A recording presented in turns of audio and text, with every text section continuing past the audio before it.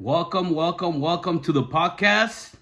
Real quick, I just want to say thank you. We're still growing, slow but strong. And I just want to say thank you to all my subscribers. You see the thumbnail. I want to talk about this topic. I thought about it. There's a lot of different stuff going on. I wanted to just share a little bit about this character, this individual that I met. So I just want to just share a little bit about his life and his memory, And before we get into that, I want to remind everybody to subscribe to the channel. Listen, it doesn't take a lot. It doesn't take anything. Just subscribe to the channel. Share it too. I want my podcast to be a place where we highlight individuals, but also a resource for parents, staff, for teachers, whatever it is. But not just for the youngsters, but also for the community. So just check it out, and I just want you to share it. If you like the videos, the podcast, give me a thumbs up. If you don't like it, give me thumbs down. But let me know why, or maybe some topics that we can talk about here in our podcast. Okay, but check out this video real quick. I'll make a little reaction about this individual by the name of Edgar. Okay, so just check it out. Thank you. Get a bid right here, you gotta come for homicide, or that we know that you're somebody in the gang. We know that you put in work. We know about what you've been doing, and if you've earned it, you gonna get it. You know what I mean? But if not, you ain't gonna get shit. Sometimes they come, we got rowdy homies that they don't like the way we work, the way we tell them, you know what I mean, that they ain't got no right to bottom bed. But basically, I mean, the rules right here, can't nobody come and change them, you know what I mean, because they've been established for years and years and years, you know what I mean. The people that are in bottom beds, they're killed like three of them already. Everybody got three bottom beds. They're over here for killing like more than three. No, everybody that's on the bottom bed is here for murder, and and half of the ones that are on top beds, because top beds, but in this cell, they're for lowercase. Yeah, you know what I mean. And it goes on. The top bed, it could be for homicide or for robbery. You know what I mean. They got bottom beds. Looney. They got Looney. How come your mattress from right here, we got it the same day? How come yours looks all old and mine still looks brand new? All right. You seen the video? This is the BBC did this documentary on this 18th Street gang back in the days in El Salvador. And, I was able to meet Edgar, the individual that is talking right there. Actually, Edgar was part of a gang here in the United States, where I live, where I reside. And one of my friends knew him from school. They went to school together. So Edgar was one of the three brothers that were involved in gang here. They got deported to El Salvador in the 90s. And then when he went to El Salvador, he became an 18th Street gang member. Really, when you get deported in El Salvador back in those days, people didn't make it more than 3 months, So, but a lot of times you had to join a gang just to make it in a country that maybe you didn't grow up in, or you didn't know a lot of people, but you were born there. So what happened is the gangs became something that youth were joining left and right. At that time, I believe the country had about 50,000 gang members. Imagine that, 18th Street. And if you were part of a gang here in the United States, you got deported, you had to join either MS or 18 in those times. And if you didn't have to, but a lot of people chose to. But I know some people that did it. They we're just gonna keep it low pro. We're Southerners, and that's what happened. But Edgar became an 18th Street gang member. All those tattoos he got, he didn't have them before. So, and at that time, when you see him right here in this video, he was in prison, and he was like one of the main leaders, at that time.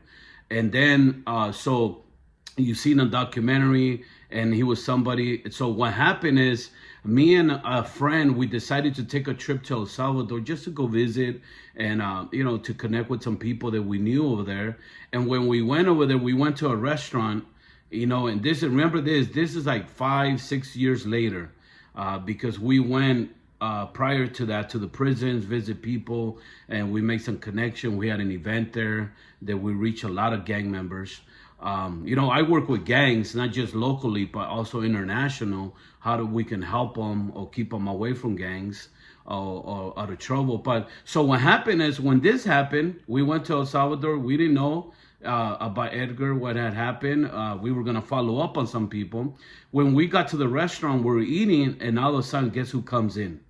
Edgar came into El Pollo Campero. We're eating and enjoying it. We just arrived to the country and we get to see him. We're like, what the heck? And we're like, oh, you're out. He only did like 6 years, really. And but at that time, there was a power struggle going on with the leadership, There was different things. 18th Street had broken off into two sections. But Edgar I remember that time he was wearing like a bandana, no, like something else, like around the 18, there's just cover it. A lot of gang members in El Salvador at that time, they would wear makeup on their tattoos so that you wouldn't be able to see the tattoos.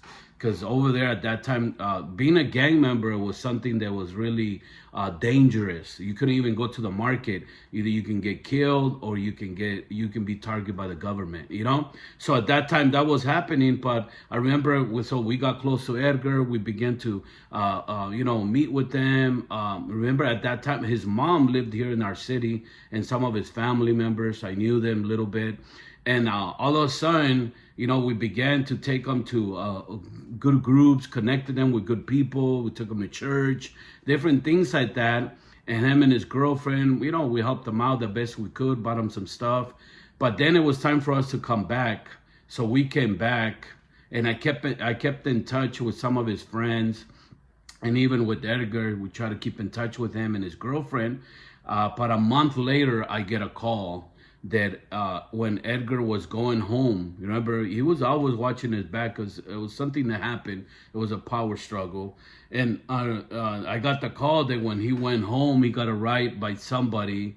As he went home, there were some gunmen that were waiting for him. As he pulled up to the alley where he lived at like at the dead end.